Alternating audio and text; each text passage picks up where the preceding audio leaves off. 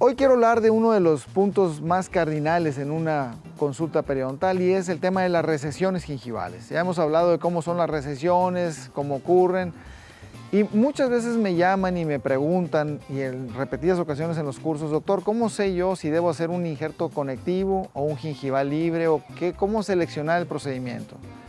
Y básicamente creemos que como todo en odontología, todo parte de un buen diagnóstico. Entonces el diagnóstico es muy importante en este tipo de lesiones. Saber clasificar correctamente de acuerdo a la clasificación de Preston Miller, si es una recesión clase 1, clase 2, clase 3. Pero muy importante es ver la cantidad de encía queratinizada que tenemos y también de encía insertada, que hay una diferencia entre ambas, como todos sabemos. Pero es muy importante determinar cuánta encía insertada tenemos todavía presente.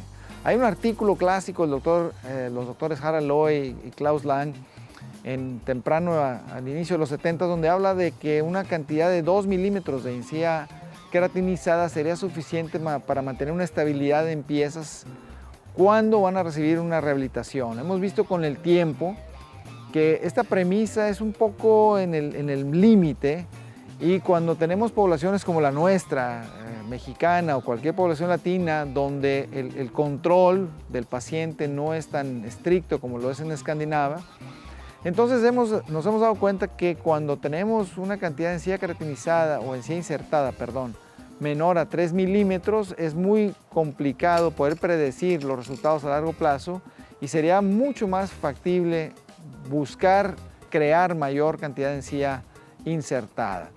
Ahora, cuando tenemos una cantidad de encía queratinizada de menos de 2 milímetros, definitivamente el procedimiento a realizar sería un injerto gingival libre para volver a crear encía queratinizada y a su vez insertada y poder tener una estabilidad, sobre todo en los resultados a largo plazo de lo que vayamos a hacer.